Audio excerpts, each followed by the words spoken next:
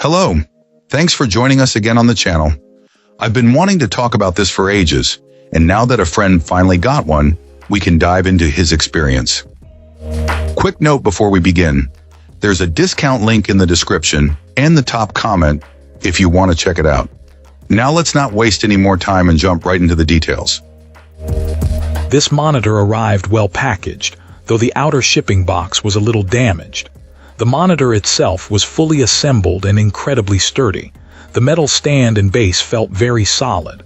The swivel is smooth and allows for a full 90-degree rotation, although I found the vertical orientation impractical due to its height. The button placement on the back is a bit awkward, leading to some screen wobble when adjusting settings. While there are dedicated buttons for power and shortcuts, I still preferred using the on-screen display OSD menu for most adjustments. The screen itself has a surprisingly soft, non-cloudy surface. While not quite as smooth as some competitors, it's certainly not grainy and is perfectly acceptable for everyday use. Color accuracy was a mixed bag. Using AMD's driver settings and the monitor's warm setting, I got close to sRGB, but a persistent green tint remained. This was noticeable enough to interfere with my professional work in photography and graphic design, impacting color accuracy. This might not bother casual users, but it was a major drawback for me. I tried various settings to mitigate this, but ultimately couldn't fully eliminate the green cast. Backlight bleed was another significant issue, particularly noticeable in the bottom right corner. This considerably impacted the quality of dark scenes, which is a serious problem for someone who works with a lot of dark imagery. IPS glow was also present, although less problematic than the backlight bleed.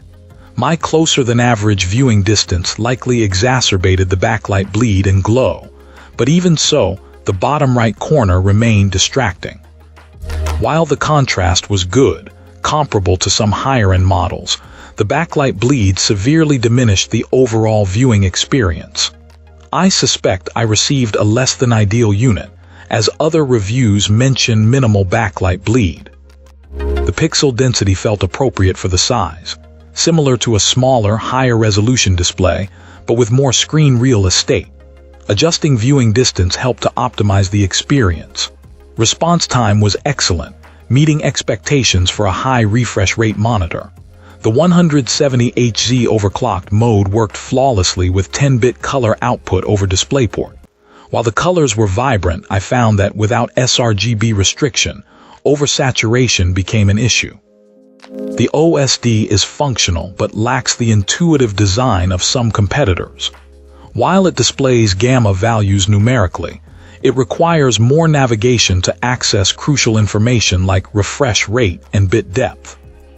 Overall, this monitor offered high build quality and a generous warranty. However, for my professional needs, the persistent green tint and significant backlight bleed proved too problematic. While casual users may not be bothered by these issues, the inconsistencies in color accuracy and the noticeable backlight bleed made it unsuitable for my workflow. I ultimately returned the monitor.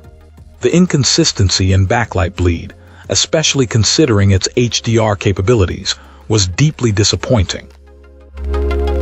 That's all for today. If you liked this, hit that like button and subscribe. Let's keep the conversation going in the comments.